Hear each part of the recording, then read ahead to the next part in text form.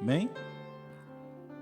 1 Coríntios capítulo 11, versículo 23 diz assim: Pois eu recebi do Senhor o que também vos ensinei, que o Senhor Jesus, na noite em que foi traído, tomou o pão e, tendo dado graças, o partiu e disse: Isso é o meu corpo que é entregue por vós. Fazei isso em memória de mim. Semelhantemente, depois de cear, tomou o cálice, dizendo: Este cálice é a nova aliança no meu sangue. Fazei isso todas as vezes que beberdes em memória de mim. Pois todas as vezes que comerdes este pão e beberdes este cálice, anunciais a morte do Senhor até que Ele venha. Portanto, qualquer que comer o pão ou beber o cálice do Senhor indignamente, será culpado do corpo e do sangue do Senhor. Examine-se o homem a si mesmo, antes de comer deste pão e beber deste cálice. Pois o que come e bebe indignamente, come e bebe para a sua própria condenação, não discernindo o corpo do Senhor. Por causa disso, há entre vós muitos fracos e doentes, e muitos que dormem. Amém? Versículo 30. Por causa disso, há entre vós muitos fracos e doentes, e muitos que dormem. Pai, nós te louvamos nessa noite, te agradecemos pela tua palavra que foi lida, Senhor Jesus, e a tua palavra é a maior revelação para o homem e para a mulher. Pedimos que hoje o Senhor fale conosco, pedimos que hoje o Senhor ministre, ó Deus, os teus propósitos sobre as nossas vidas, Senhor Jesus. Eu tenho a certeza e a convicção de que o Senhor já tem falado, Senhor Jesus, das mais diversas formas hoje aqui. O Senhor continua falando conosco através da tua palavra agora, Senhor Jesus. Tudo que vem para impedir, todo roubo de Satanás seja repreendido em nome de Jesus. E que o Senhor, ó Deus, tenha plena liberdade de atuação nesta casa. É o que nós te pedimos e nós te louvamos, em nome de Jesus. Amém, amém. Os irmãos podem sentar. Irmãos, e hoje eu gostaria de falar sobre essa turma que o apóstolo Paulo disse que havia na igreja de Corinto.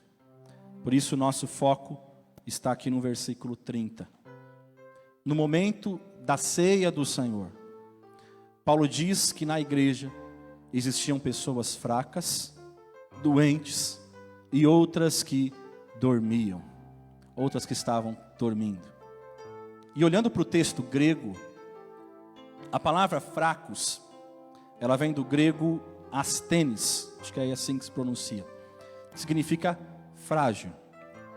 Doentes, vem do grego arrostos, ou arrostos, que significa sem vigor. E o dormem, vem do grego koimao, ou koimão, depende como você interpreta aí o grego, que significa dormente ou morto. E o termo dormir, irmãos, ele é usado na Bíblia com uma frequência grande até. E normalmente quando se é usado esse termo, ele é usado como uma metáfora, né? Uma forma de suavizar o impacto da palavra morte. Por exemplo, quero citar alguns exemplos bíblicos para vocês entenderem. Daniel capítulo 12, versículo 2, vai dizer assim: Muitos dos que dormem no pó da terra ressuscitarão, uns para a vida eterna, outros para a vergonha e desprezo eterno. Lá em 1 Coríntios capítulo 15, versículo 51, vai dizer assim: Eis que vos digo um mistério. Na verdade, nem todos nós dormiremos, mas todos seremos transformados. Primeira carta de Paulo aos Tessalonicenses, capítulo 4, versículo 14, vai dizer assim: Porque se cremos que Jesus morreu e ressuscitou, assim também aos que em Jesus dormem, Deus os tornará a trazer com Ele. Então olha lá, você vê que esses 3 versículos, a gente poderia ter pegos mais, mas eu peguei 3 aleatoriamente. Eles sempre, muitas vezes, eles vão dizer na Bíblia a palavra dormir, mas esse dormir tem a ver com morte. E é exatamente essa metáfora que o apóstolo Paulo, ele está usando aqui nessa carta em 1 Coríntios capítulo 11. Paulo diz o quê? Que na igreja existem, que ali naquela ceia existem pessoas fracas, doentes e que dormem. E os que dormem É o que? É o que a gente viu do grego, é o que? Os que já morreram. Não é isso? Então ele está falando que existem os que já morreram. Mas aí você pode se perguntar, pastor, peraí. Você está falando que os que dormem, que Paulo está falando, é os que já morreram. Tá bom, entendi. Mas, pastor, como é que morre então e está na ceia? Você está falando que, né, morreu. Então, se Paulo está falando com quem estava lá, então peraí, como que a pessoa morre e está na ceia? É sobre isso que eu quero falar hoje. Hoje nós podemos ter pessoas mortas aqui. E esse é o sentido bíblico. Mas hoje podemos ter pessoas aqui. Podemos ter pessoas que talvez estão assistindo essa mensagem nesse dia, nessa noite, nesta manhã, não sei.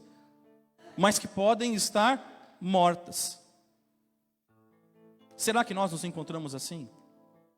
Obviamente, Paulo, né, amados, está usando uma metáfora. Para quê? Para despertar as pessoas a uma vida de mais intimidade com Jesus. Paulo está usando essa metáfora para fazer com que as pessoas despertem, que elas acordem. Então eu quero aprofundar um pouquinho essa questão hoje. Esse é o foco da ministração dessa noite. Para a gente aprofundar um pouco sobre essa questão. Então eu quero tratar hoje, como sempre, eu gosto de trabalhar com três partes, 3 casos. Então eu quero trabalhar sobre 3 casos de morte na Bíblia. Vamos começar, irmãos, da seguinte forma. Vamos pensando em alguém que morreu, mas que ainda não foi velado. Amém? Vamos pensar em alguém que morreu, mas ainda não foi velado. Ainda não tem caixão, ainda não tem velório, não tem nada. Abra aí tua Bíblia no Evangelho de Marcos, capítulo de número 5. Marcos 5, versículo 22.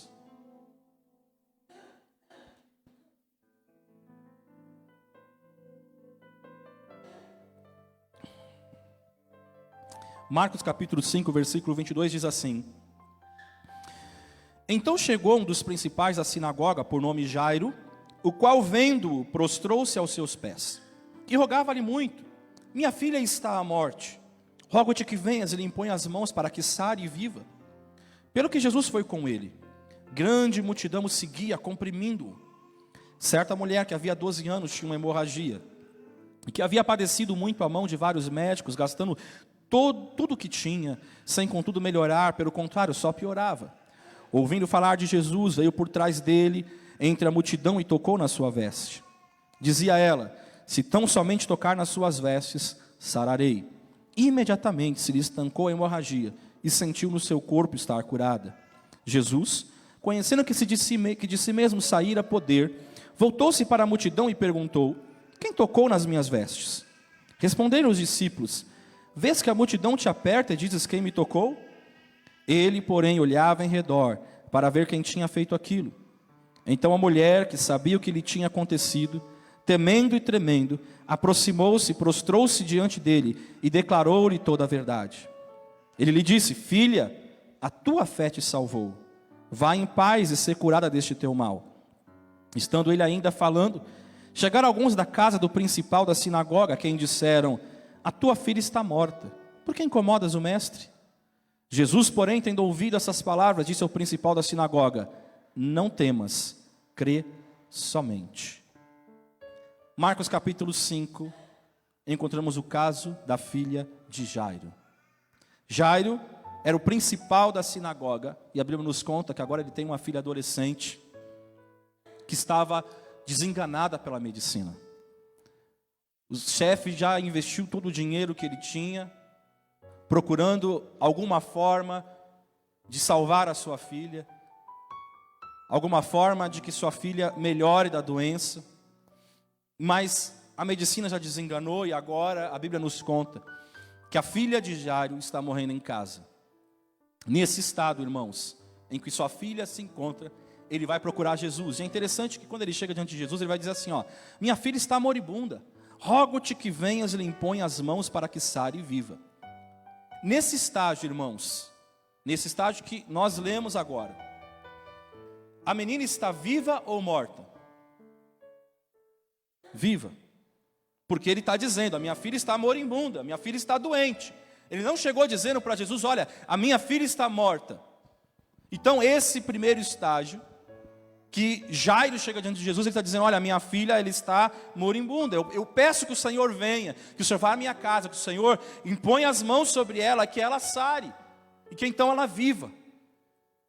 Enquanto Jesus, ele recebe Jairo, tem uma grande multidão ali apertando Jesus, diz o texto que nós lemos. E aí, irmãos, imagina, uma pessoa nas condições de Jairo, alguém que está desesperado. Eu fico imaginando as pessoas apertando Jesus. Talvez uma fila se forma ali para as pessoas se aproximarem de Jesus. A Bíblia diz, ou a gente interpreta isso, que Jairo ele sai passando no meio de todo mundo. A gente consegue imaginar como nos filmes, né, aquela multidão, e Jairo talvez dá licença, sai, puxa pelo ombro um, puxa pelo ombro outro. Ele não está nem aí se alguém vai reclamar. Ele não está preocupado com isso. As pessoas talvez estão na fila, talvez alguns simplesmente querem tirar uma selfie com Jesus, para publicar no Instagram, para falar, olha, o profeta que está andando aí por Jerusalém, que está andando pelos arredores, está andando por tudo quanto é canto, peraí, vamos tirar uma selfie com ele, eu vou mostrar, assim como a gente vê aquele popstar, aquele artista, aquele jogador que você para, opa, eu quero registrar esse momento, eu vou tirar uma foto com ele. Jairo não está nem aí para essas pessoas que estão na fila. Ele corta a fila, ele passa por todo mundo, ele não se importa. Aí ele chega na frente de Jesus, ele explica a situação dele para o Senhor. Ele fala, o meu tempo é curto, Senhor Jesus, eu preciso. A menina foi desenganada, ela está à beira da morte. Eu preciso que o Senhor venha. Então ele começa a falar com Jesus, ele explica toda a situação dele. Agora imagina, aquilo já era uma situação desconcertante, já era uma exposição para Jairo. Afinal, a Bíblia diz que ele era o principal da sinagoga. Ele não era apenas qualquer um que estava chegando ali, ele era o principal da sinagoga. E nós sabemos que as pessoas da sinagoga, o pessoal da sinagoga, não se dá com Jesus. De todas as formas, eles estão tentando fazer com que o evangelho do Senhor, as boas novas que o Senhor está trazendo, não sejam vinculadas ao Messias que realmente era esperado. Eles estão tentando fazer de tudo para impedir Jesus. Mas irmãos, nessa altura do campeonato, quem tem uma situação como dele, quem tem uma situação que ele está vivendo, não está nem aí com posição, não está nem aí com aquilo que fazem, com aquilo que fala, ele não se importa mais. Jesus é o último recurso dele. Como eu disse, ele já tentou de todas as formas, ele não quis recorrer a Jesus. Então Jesus agora é a última instância, é o último recurso dele. Mas ele sabe, ele não simplesmente está chegando como último recurso e fala assim, falaram, então eu vou lá. Não, ele sabe, ele já ouviu falar, irmãos. Ele já ouviu falar na sinagoga que Jesus curava. Aliás, provavelmente as pessoas, talvez muitas pessoas, a Bíblia não diz, mas eu acredito, talvez muitas pessoas que foram à sinagoga, que estavam na sinagoga, já falaram, olha, Jesus me curou. Jesus ele realizou isso, Jesus realizou aquilo, eu fui curada por Jesus. Então ele sabe que existem pessoas, existem relatos reais de pessoas que falaram, olha, esse Jesus ele cura, esse Jesus, olha, ele sara, esse Jesus ele liberta. Então ele vem até Jesus agora, se expondo. Ele não quer saber o que vão falar dele, o que as outras pessoas da sinagoga vão falar dele, ele só quer que Jesus faça algo para ajudá-lo. E apesar, amados, de toda a perseguição que Jesus já sofria da sinagoga, Jesus, ele diz para Jairo, eu vou até a sua casa. Jesus mesmo sendo perseguido, aquele que talvez o perseguia, está chegando diante dele pedindo ajuda, e Jesus fala, eu vou à sua casa. Enquanto Jesus está indo, agora Jesus começa a caminhar em direção à casa de Jairo, para orar pela menina. A Bíblia nos conta que aparece uma mulher, no meio da história, que ela roubou a cena ali, ela roubou aquele momento. E nós sabemos quem é, a mulher do fluxo de sangue. Ela toca em Jesus, ela vence a multidão também, assim como Jairo, que saiu passando por todo mundo. Talvez Jairo foi por cima, ela foi por baixo, mas ela chegou, ela conseguiu tocar em Jesus. E quando ela puxa ali na hora do manto de Jesus, Jesus está indo para a casa de Jairo, mas agora Jesus ele para no meio da multidão. Imagina agora o desespero de Jairo. Você consegue imaginar quando você está desesperado, você quer, vai, vamos comigo, vamos. Você está quase puxando a pessoa, corre comigo. Aí daqui a pouco ele para, aí ninguém entende. Ele fala assim, quem me tocou? Os próprios discípulos, talvez sabendo da situação de Jairo, Jesus, a multidão te aperta. E o Senhor pergunta, quem te tocou? Todo mundo está ali tentando fazer alguma coisa no Senhor, tocar no Senhor. Todo mundo está te tocando, Senhor. Jesus fala, opa, peraí. Mas alguém me tocou de uma forma diferente, porque de mim saiu poder. Mas Jairo não tem tempo. Aí quando Jesus pergunta, aquela mulher, então ela surge no cenário, ela fala, Senhor, eu te toquei. E Jesus então começa a falar com aquela mulher. E eu imagino, talvez ali no pensamento de Jairo, talvez seria o pensamento de muitas pessoas. E ele está olhando aquela mulher e ela está contando a história dela para Jesus. Falando, olha, eu padecia de fluxo de sangue, eu tinha essa situação, eu procurei na medicina, eu fiz. E tipo assim, quanto mais ela está falando, se explicando para Jesus, mais Jairo está desesperado. Ele deve estar pensando na mente dele, poxa, ele não vai falar porque ele é educado, mas ele deve estar, poxa, mas a situação podia esperar, né? A senhora podia esperar um pouquinho, a senhora está viva. Tudo bem, a senhora tem uma situação aí de anos, mas, poxa, você está viva, né? Você está andando. A sua situação você podia esperar para amanhã, você podia procurar Jesus amanhã. O seu caso não é de vida ou morte, mas o meu caso é de vida ou morte. Mas Jesus está ali falando com aquela mulher. E a Bíblia diz que enquanto Jesus está conversando ainda com aquela mulher, a menina vem a óbito. A menina morre. Então vão chegar os obreiros da sinagoga, vão chegar os oficiais da religião, vão chegar aqueles que eram amigos dele, aqueles que estavam na casa dele, vão falar, olha, não incomodes mais o mestre. E Jairo agora ele vai receber a pior notícia da sua vida. Eles chegam diante de Jairo e falam assim, olha, deixa para lá, a sua filha acabou de falecer.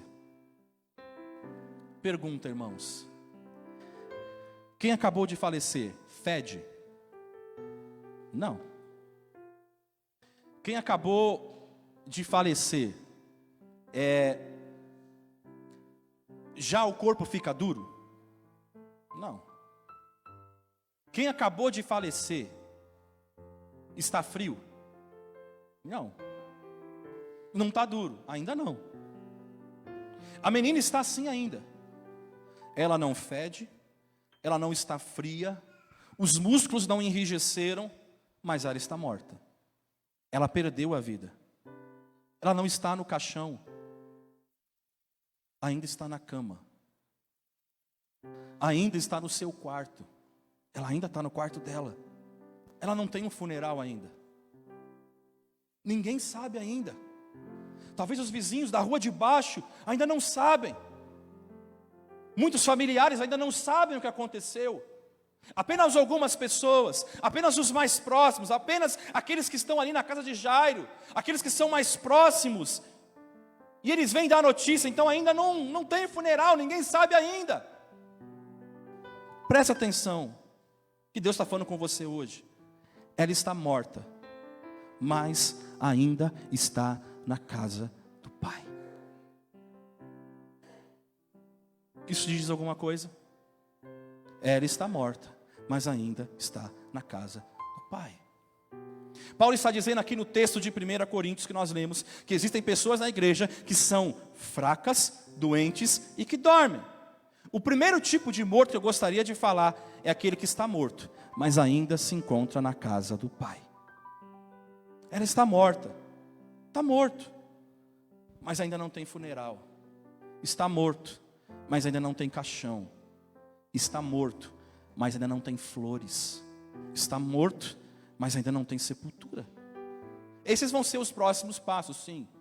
Mas ela ainda está na casa do Pai. Ela está morta dentro de casa. Ela ainda não fede. Ela ainda tem suas coisas. Ainda tem seu quarto.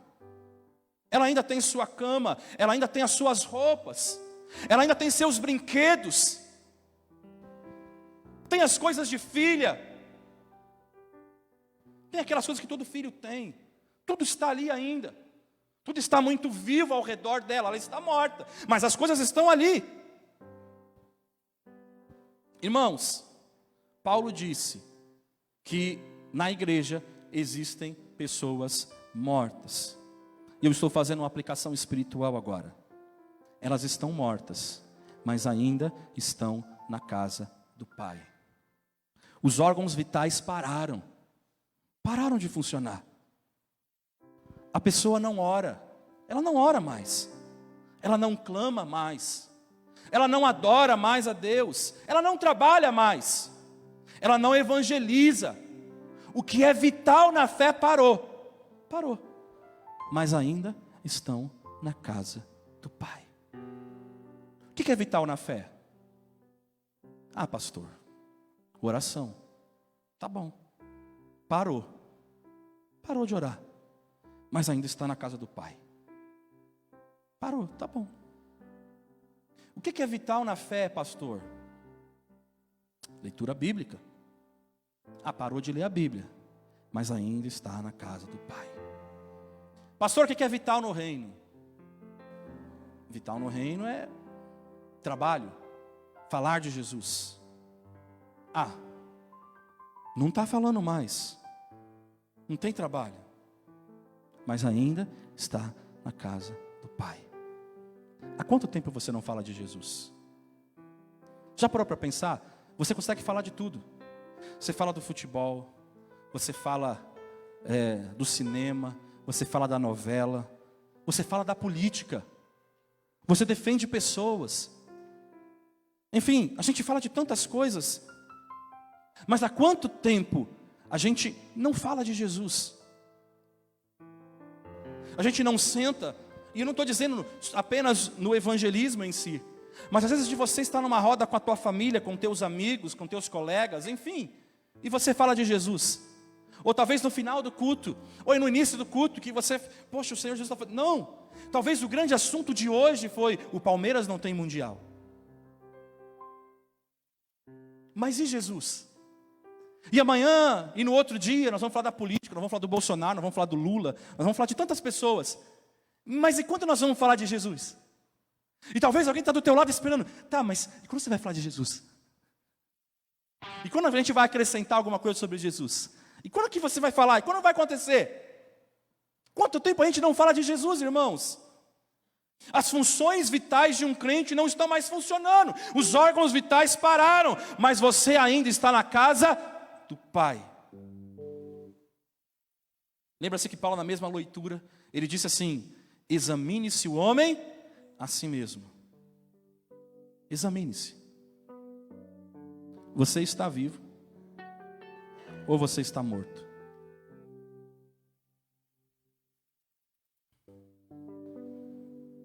O que é vital na fé? O que tem faltado para você? Não tem mais leitura, não tem mais oração, não tem mais jejum, não tem mais consagração, não tem mais compromisso, não tem trabalho? Você está vivo ou você está morto? Aí talvez você pode pensar: pastor, bom, eu estou na casa do Pai. Tudo bem, você está na casa do Pai, ainda. Não foi sepultado, ainda. Não está duro, ainda. Não está fedendo, ainda. Mas pode ser só uma questão de tempo. Pode ser uma questão de tempo. E esse tempo, irmãos, é extremamente curto. Sabe quanto tempo demora para uma pessoa que perde a vida ficar enrijecida? Mais ou menos 2 a 3 horas já começa a ficar duro. E esse endurecimento é só uma questão de tempo. É só uma questão de tempo. E eu estou falando espiritualmente nessa noite. E na verdade é muito rápido para se endurecer, para exalar mau cheiro. É muito rápido. Você entende isso espiritualmente? Será que você consegue entender hoje? Quais são os próximos passos? Bom, se não houver intervenção, se ninguém fizer nada, e eu falo para os mortos na casa do Pai, que está dentro da casa, que congrega, que vem, que ouve, que escuta, mas que está espiritualmente morto. Os próximos passos, você vai endurecer. E um coração duro, irmãos, um coração duro pelo pecado, ou por qualquer outra coisa, é uma pessoa difícil de lidar. Quando você deixa o pecado entrar na tua vida, quando você deixa o teu coração endurecer, talvez por uma situação qualquer, é duro. O que vai acontecer depois, pastor? Vai exalar um cheiro horrível. Um cheiro que você nunca exalou nos seus piores dias. Quando você fez exercício pra caramba, e aí você dá aquela, opa, tá estranho aqui. Você fala, que cheiro é esse? Opa, sou eu. Mas vai ser pior ainda. E quem chegar perto de você vai perceber. Quem chegar perto de você vai sentir. Sem você falar, a pessoa vai perceber. Tá, pastor, mas e depois? Aí depois, irmãos, é decomposição.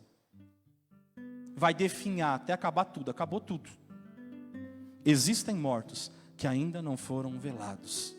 Existem mortos que ainda estão na casa do Pai. Olhe para a casa do Pai.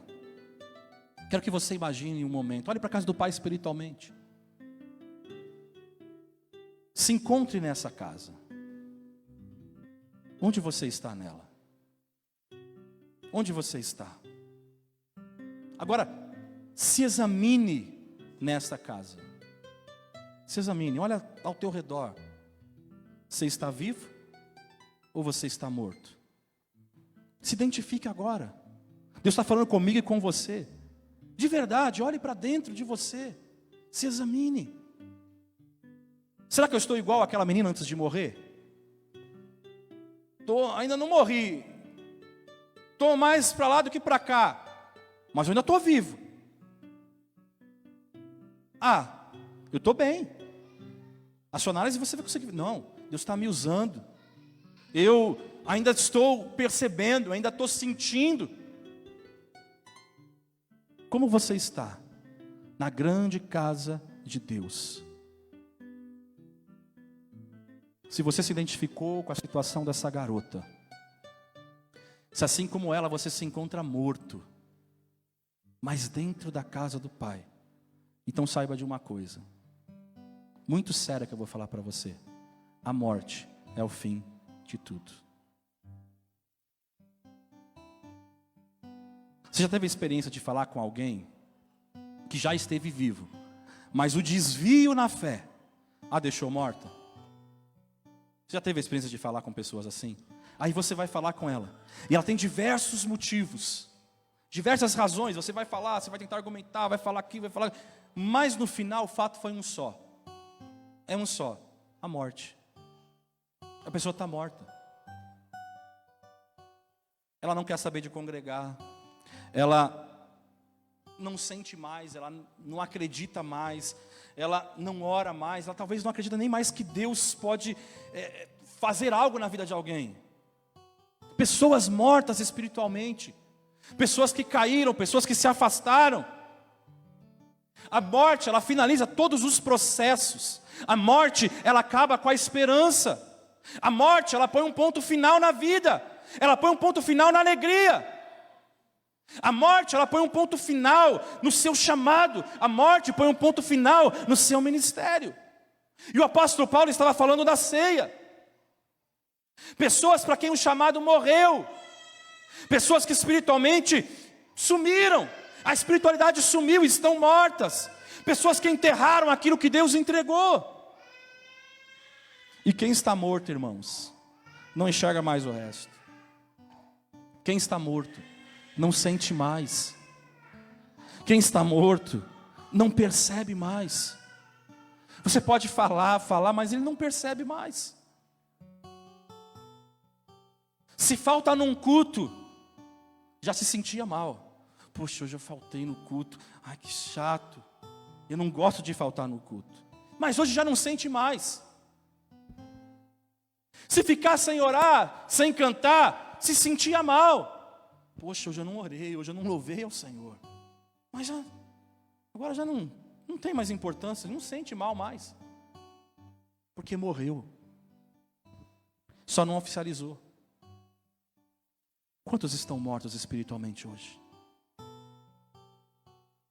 Mas eu conheço um. Eu conheço um que venceu a morte. Aliás, nós conhecemos alguém que triunfou contra o império da morte. Sim, Ele tem poder para falar com os mortos. Ele tem poder para falar com os mortos e ser ouvido. Sim, Ele tem poder. Ele tem poder, Ele está aqui nessa noite, porque quando Ele fala com os mortos, quando Ele fala com aqueles que estão na casa do Pai, eles sentem. Quando Ele fala, irmãos, os mortos ouvem. Quando Ele fala, alguma coisa dentro do morto começa a acontecer. Quando o Senhor começa a falar, irmãos, Ele começa a tocar alguma coisa diferente, aquilo que o homem não consegue. Quando Jesus começa a falar, alguma coisa acontece. Quando Ele entra no quarto, a morte retrocede. Ele entrou no quarto da garota. Ele fala para Jairo, depois que recebe aquela notícia, ele fala: Jairo, crê somente. E ele vai. Ele chega à casa de Jairo. Ele entra no quarto da garota. E ele vê que todas as coisas estão ali. E aí lá em Marcos capítulo 5, versículo 41, ele vai dizer: Talita cumi. Menina, eu te digo, levanta. Perceba alguma coisa que Jesus está dizendo? Eu estou dizendo. Eu estou dizendo, levanta. Ei, quando Ele fala é diferente. Quando o Senhor Jesus Ele fala é diferente. Quando é o próprio Deus que fala é diferente.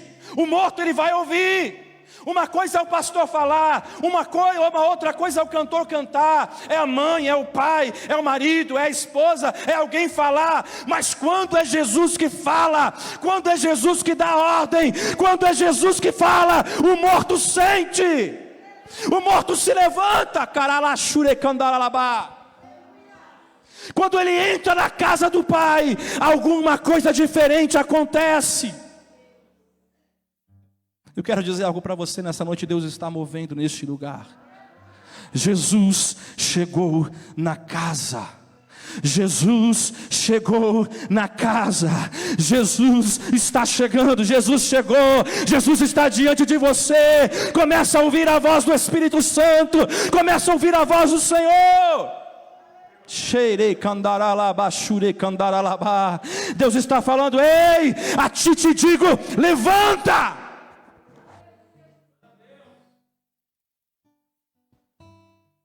Agora, existe outro tipo de morto. Aquele que morreu, e todo mundo já sabe. Abra aí, Lucas capítulo 7, versículo 11.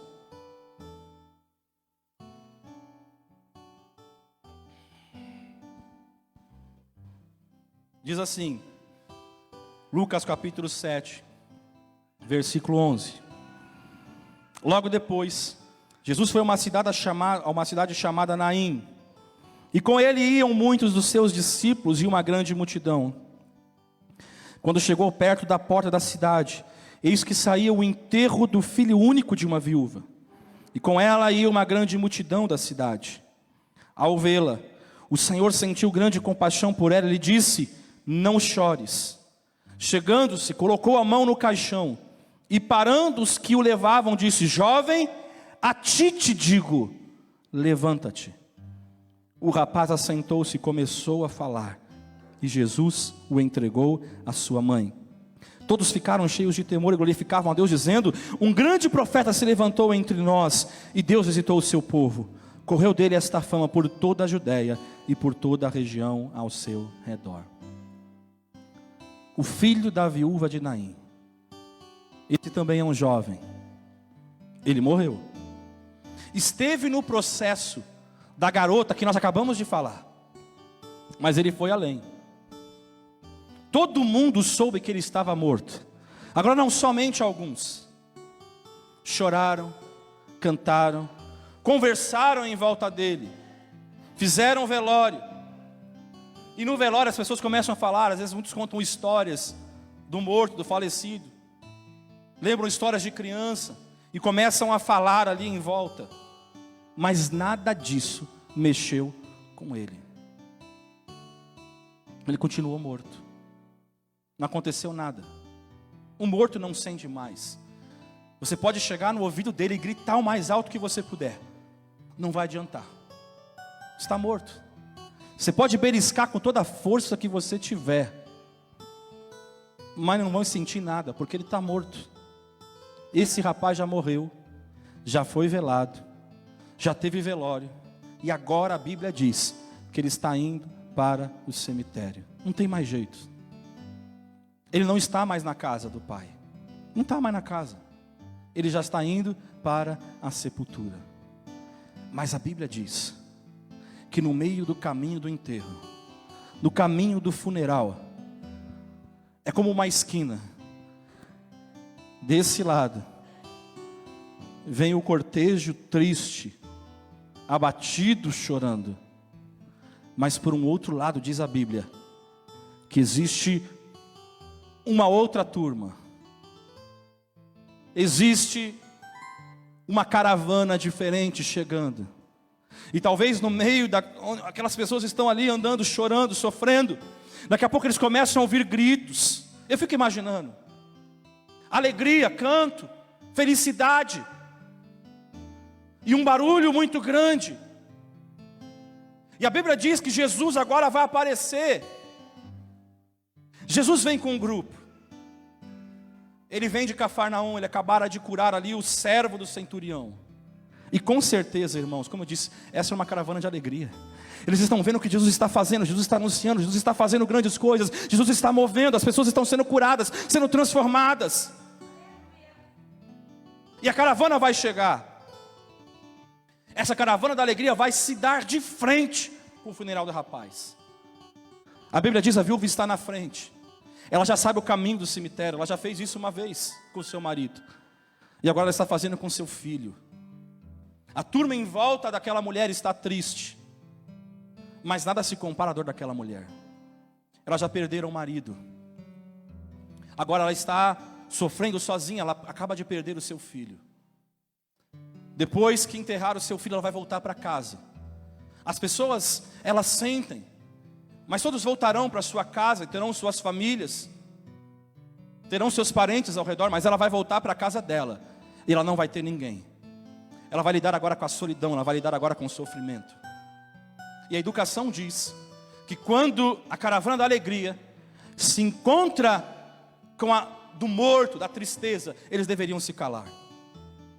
Deixa eu falar uma coisa para você entender nessa noite. Jesus nunca viu um morto sendo enterrado, porque todo velório que Jesus participou, ele estragou o funeral. Nunca teve um enterro na presença de Jesus. Sabe por quê? Porque ele ressuscita morto. Não dá, quando a vida se encontra com a morte, quando Jesus se encontra, não, esse não vai morrer, esse vai levantar. Não dá, porque eu sou a ressurreição e a vida. Talvez eu esteja falando hoje com alguém, irmãos, que se viu que está morto,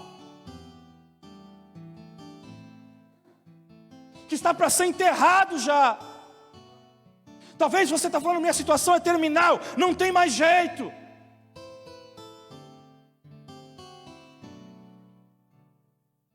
Talvez alguém esteja falando, minha situação não tem mais jeito, pastor, não tem mais solução. Eu já tentei de todas as formas, não dá mais. Talvez você está falando, minha situação é irreversível, não tem mais jeito, não tem mais solução. Escute uma coisa, Jesus não cruzou o caminho daquela viúva à toa. Jesus não cruzou o caminho daquele funeral sem querer. Jesus escolheu a rota, ele sabia a rota. Jesus não se encontrou com o morto por uma mera coincidência. Ele sabia. Jesus, ele é perito em paralisar a morte. Jesus é perito em paralisar o processo de morte. Ele mandou parar tudo. Para. Ele tocou no caixão. E ele disse, jovem, a ti te digo, levanta-te. É ele que está falando. É Jesus que está liberando uma palavra de comando. Ei, quando Jesus ele libera uma palavra de comando, o morto vai ouvir. Só tem um jeito de alguém que morreu espiritualmente, todo mundo sabe. Você olha e fala assim, aquele já está morto espiritualmente. Só tem um jeito, alguém que já está afastado. Só tem um jeito dessa pessoa ressuscitar espiritualmente. Qual o jeito, pastor? quando Jesus se envolve pessoalmente no processo. Não é uma frase copiada da internet. Não é uma mensagem do status do WhatsApp de alguém.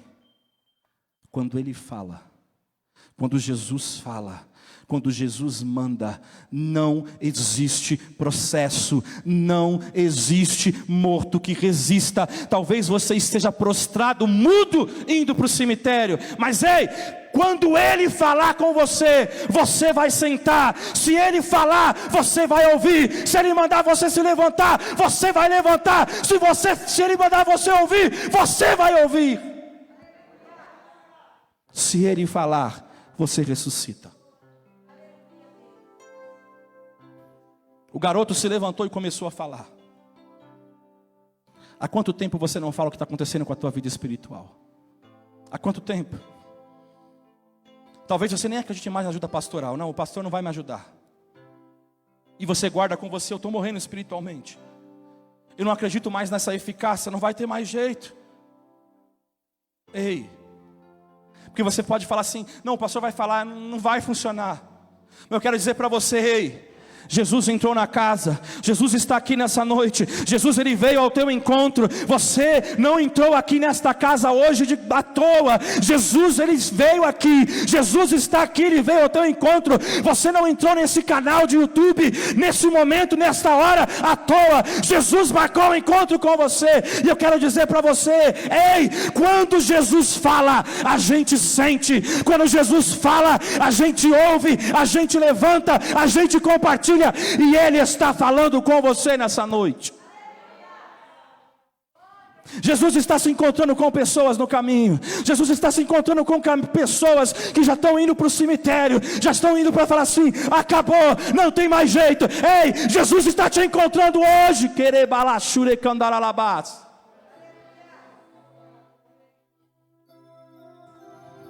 Deus está levantando hoje.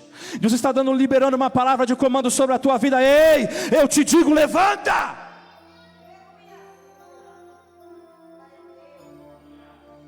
Eu queria falar mais, mas não dá.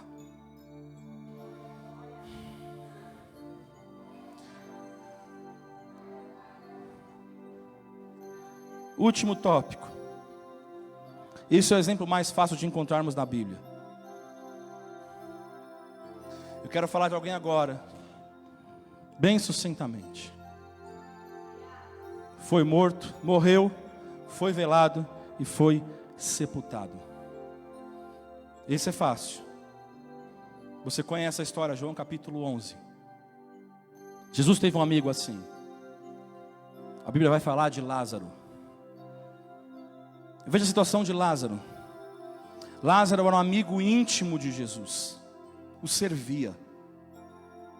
Todas as vezes que Jesus esteve na Judéia, era na casa de Lázaro que ele ficava. Lázaro era alguém que, do ponto de vista da logística do reino, era um ponto estratégico. Jesus se hospedava ali. Mas a Bíblia diz que ele adoeceu, ele morreu, ele foi velado, ele foi sepultado. Antes da morte de Lázaro, as irmãs de Lázaro pedem para que chamem Jesus, avisem a Jesus: olha, ele está morrendo. Jesus, vem. Se o Senhor vier, talvez se lembrando da situação ali da filha de Jairo, se Jesus vier, vai acontecer alguma coisa. Se Jesus vier, Lázaro vai se recuperar, vai ficar melhor. Mas a Bíblia diz que Jesus não vem. E Marta e Maria entram em desespero. Agora vão levar o seu irmão para ser sepultado. Mas talvez, ainda no coração de uma delas, existe uma convicção: Jesus curou o filho da viúva de Naim. Talvez no meio do caminho Jesus vai chegar. E quando Jesus chegar, Ele vai tocar no caixão e Lázaro vai se levantar. E talvez olham para um lado, olham para outro, e nada de Jesus. E talvez eles perguntam: você não está vendo Jesus lá no fundo? Não. E eles abrem aquela sepultura, aquela cova, eles viram a pedra e colocam o corpo de Lázaro, e talvez antes de fechar a pedra, para olhar, olha, vê se Jesus não está chegando. Por favor, veja, será que Jesus não está chegando? Será que Jesus não está vindo lá no fundo? Você não consegue, corre um pouco, vai mais para frente, vai até os montes, sobe ali e vê se Jesus está vindo. Mas Jesus não está chegando, Jesus não apareceu. Então eles fecham, eles viram a pedra, fecham a sepultura, vão para as suas casas e falam assim: Jesus não chegou, Jesus agora não tem mais o que possa acontecer. Mas a Bíblia diz que passam-se 3 dias, Jesus aparece.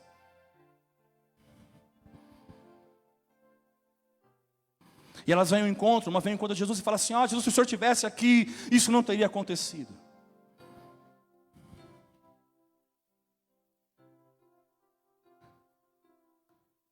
E até fala para Jesus: não, Jesus, eu creio que Ele vai ressuscitar nos últimos dias, na ressurreição dos santos, Ele vai ressuscitar.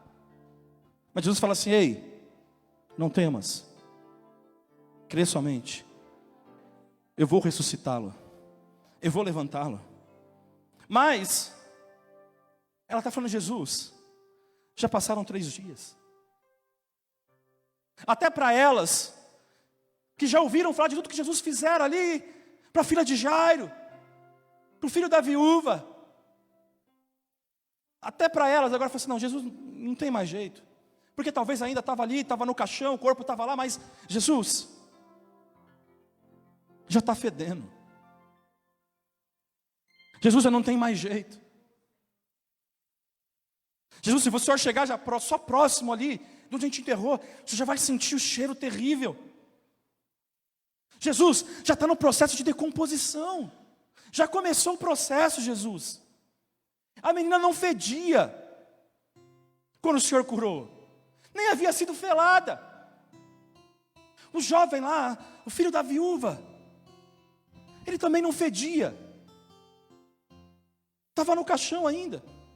Mas Lázaro, Jesus, Lázaro morreu, ele foi para o cemitério.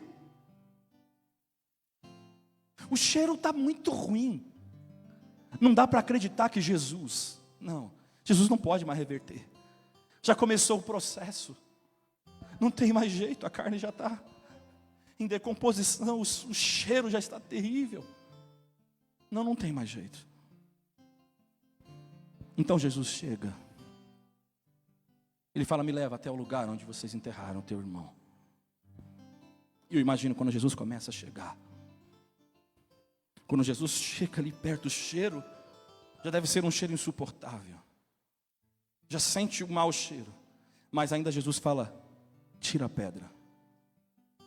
E aí, amados, eu consigo imaginar, o cheiro aumentou consideravelmente. Porque imagina, está a pedra tapando, o cheiro ainda consegue sair, mas imagina quando você abre.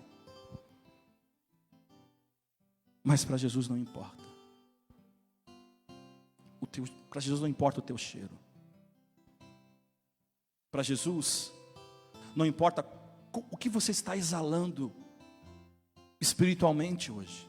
Não importa.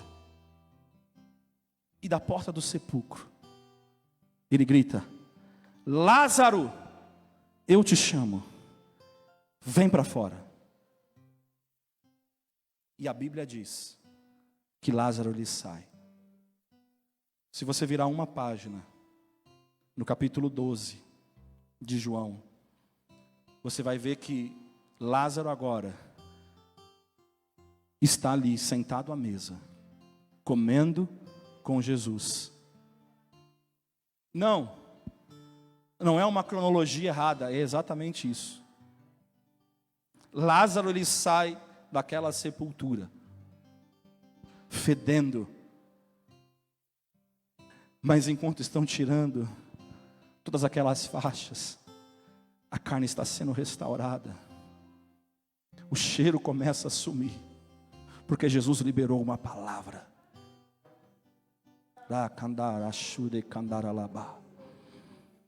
E Lázaro, no capítulo 12, está sentado à mesa com Jesus.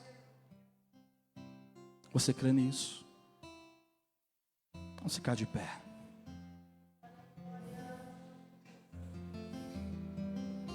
Jesus está falando hoje: não importa o nível que chegou a morte na tua vida. Não importa. A Bíblia diz,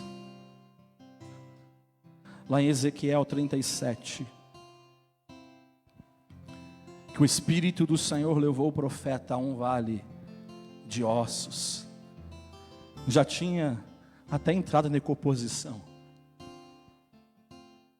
Já tinha morrido, já tinha passado o mau cheiro. Já não tinha mais esperança.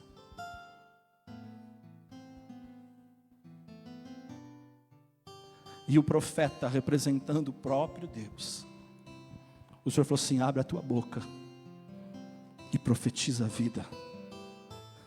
Mas Senhor, já não está mais na casa do Pai, já não está mais no caminho do cemitério, Senhor, já não está nem fedendo mais, aliás, não tem nem mais carne, só sobraram os ossos. E aliás, os ossos estão separados. Mas o Senhor disse: abra a tua boca, Ezequiel, e profetiza. Ei, se você der ouvido ao chamado de Jesus, se você ouvir hoje uma destas palavras de Jesus: filho, filha, a ti te digo, levanta. Se você ouvir essa voz: filho, filha, sai para fora. Se você vir hoje a voz do Espírito Santo fala: ei, cada osso começa a se juntar ao seu osso, começa a vir a carne novamente, os nervos, o sangue.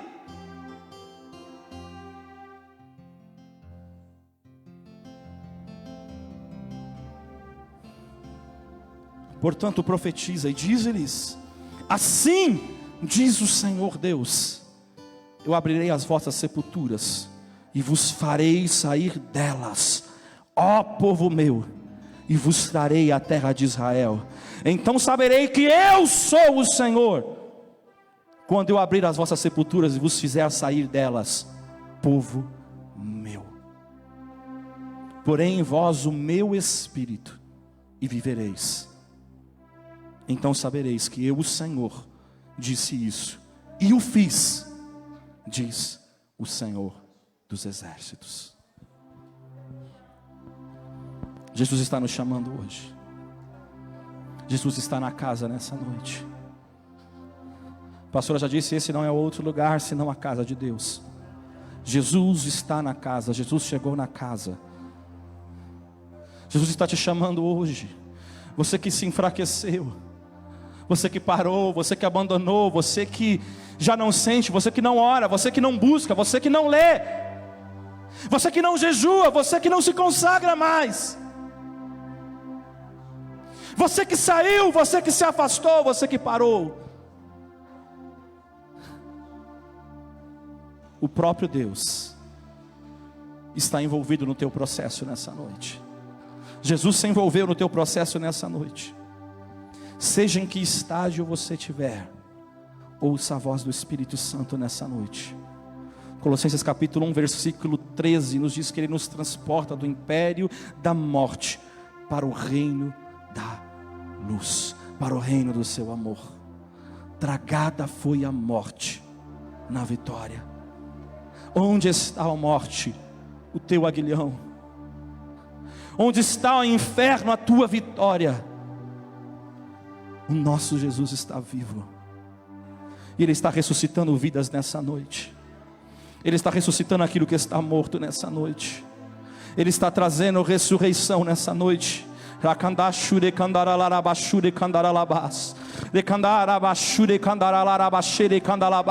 Deus está movendo, Deus está trazendo uma unção. Nessa noite há uma unção de glória, há uma unção de ressurreição.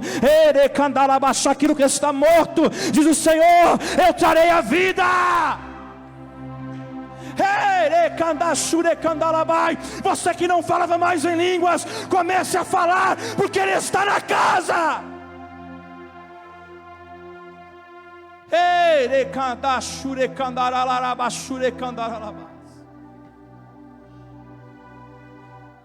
Rei da shurikindaralaba shedekandaralaba shurekandaralabas.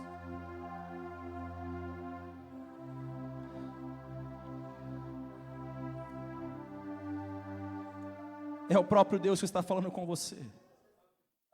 É o próprio Deus que fala contigo nessa noite. E você sabe que é com você.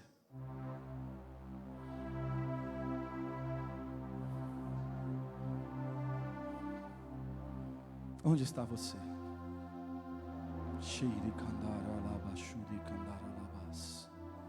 Deus está querendo restaurar aquilo que você perdeu.